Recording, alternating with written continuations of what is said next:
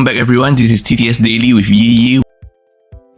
We're now in Thailand, the land of smiles, where Thailand has finally just released a new app. It's called the Thailand Tourist Police app. The launch date was December 12, 2024, and the purpose is to restore confidence in Thailand as a safe travel destination. Okay, so all of us that are worrying about traveling to Thailand because of scams, don't worry, we have this app now. This app allows tourists to send messages, photos and location data for enquiries or emergencies. Connects to the 1155 Tourist Police hotline. It is a 24 hours, 7 days a week service in 8 languages, so don't worry if you can't speak Thai.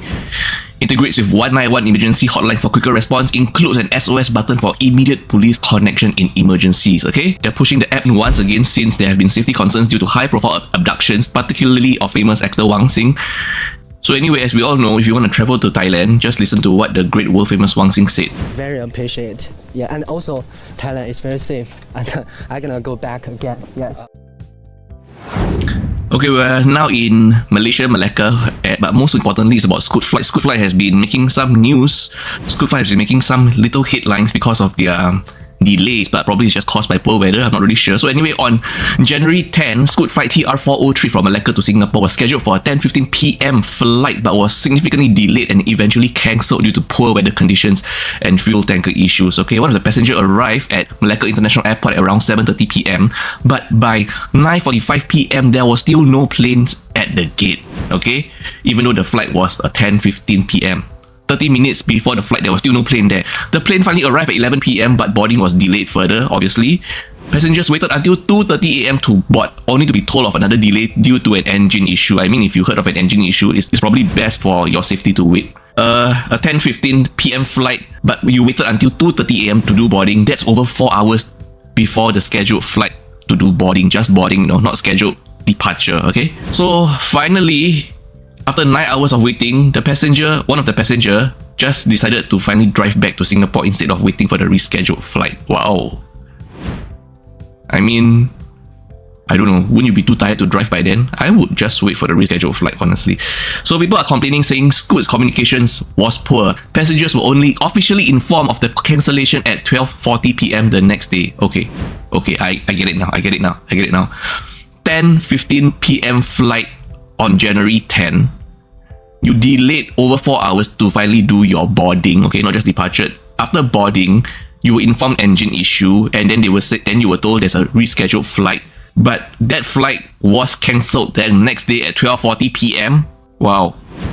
That's wow. Okay, Scoot, that's wow. And passengers are also complaining that even the helpline staff aren't informed. We're back in Singapore right now, where we have this really terrifying story about a fire that gone out of control in Singapore. So it happened on January 14 at night in block 229A Sumang Lane in Punggol. Okay, so this Lady L, 42-year-old woman named Lady L, she's a mother of 3. She was preparing snacks for Chinese New Year when she turned up the gas stove heat and the oil caught on fire. Okay, so I'm not really a cook. I'm also learning this as I'm reporting this right now. So when you turn up the gas stove heat too high up, there's a chance of the oil catching fire, okay? So she panicked and she tried to extinguish the fire with water, which worsened the situation. Honestly, for me, I didn't know you're not supposed to do that, okay? Because it's fire, so naturally, your first instinct would be to use water to douse out the flames, but that's wrong. When it's an oil fire, you should not do that.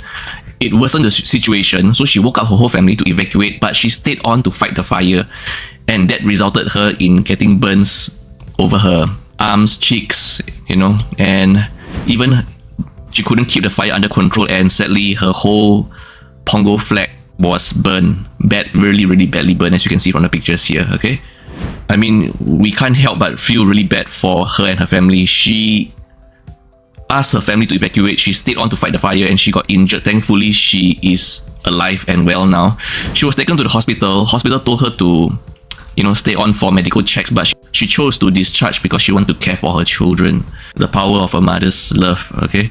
SCDF used a water jet to put out the fire and evacuated about 60 people from nearby units. 2 people were taken to Singapore General Hospital, okay? And thankfully, MP Sun Xueling arranged a rental unit for the family and managed to gathered donations over $600 for schooling needs, furniture and clothes, okay? So thankfully the community did pull together to help out this poor family. And here are some safety tips for oil fires, okay? Do not leave cooking unattended. Do not pour water on hot cookware or use water on oil fires, okay? What you should do instead is to try to cover the fire with a wet cloth or metal lid to smoother it. Wow, okay. Take care and be safe, everyone. Now, here's a story where you cannot take safety for granted, especially when you have young children, okay? In December 4 years ago, okay, this family went out to Orchard Ion, okay? And they have a daughter, Kara, then 5 years old. She put her finger into the hairdryer because the hairdryer had a missing vent. But even if the hairdryer doesn't have a missing vent, children should not be placing their fingers into any holes or vents. You know, everyone knows, yeah, okay? This hairdryer was missing a vent cover, and sadly, Kara's left index finger was severed by the fan blades. Kara lost more than half of her finger, which resulted in amputation, leaving her with a stump. She was then diagnosed with post-traumatic stress disorder following the accident, experiencing nightmares, sleep issues, and reenactments of the incident. So in November 2024, after a legal battle, the family finally settled out of court with Ion Orchard and its insurers, receiving 170,000 in Singapore dollars in damages and over $39,000 in legal costs. The settlement was mediated and approved by the court due to Kara being a minor. Kara now has become more reserved, with lingering physical pain and difficulties in performing daily tasks like buttoning clothes or even typing. She's been undergoing therapy, which includes dealing with her PTSD through psychologists and occupational therapists. Despite the trauma, Kara has shown resilience, advising her siblings about safety with machines. She's learning to manage her emotions and is encouraged by her family to express her feelings. In school, she's integrating back into social activities with support from CHIJ St. Nicholas Girls' School, who is helping her with modified ways to participate in activities like playing the recorder. As of now, Kara uses a prosthetic finger and is involved in school activities, showing signs of recovery and adaptation. Her father hopes for her happiness and strength, emphasizing normalcy at home to prevent her from feeling different. I guess the family just finally feels, relief and a sense of justice from the settlement. They finally have closure. And Kara speaks of learning bravery from her ordeal and encourages other children who have faced trauma not to give up, promising that things will get better. Once again, watch out for the little ones. Make sure they don't put their fingers into any holes randomly. And we have our last story of the day. This happened in Singapore, and trigger warning.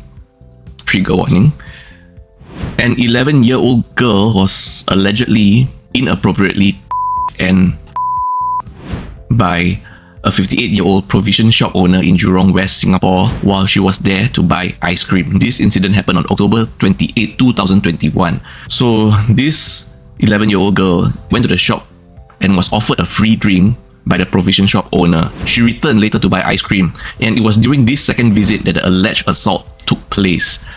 After the assault, the girl sought help from a passerby who stayed with her until police arrived. The trial began in the High Court on January 13, 2025. And it is important to note that the provision shop owner allegedly admitted to the crimes during police investigations, but later disputed his statements in court. CCTV footage from the shop has been collected as evidence. Medical reports showed that the shop owner has no mental illness and has mild ED. If convicted, penalties include 8 to 20 years in prison and up to 12 strokes of the cane for a minor under 14. The trial is ongoing with 26 witnesses planned by the prosecution, and the accused is unrepresented in court.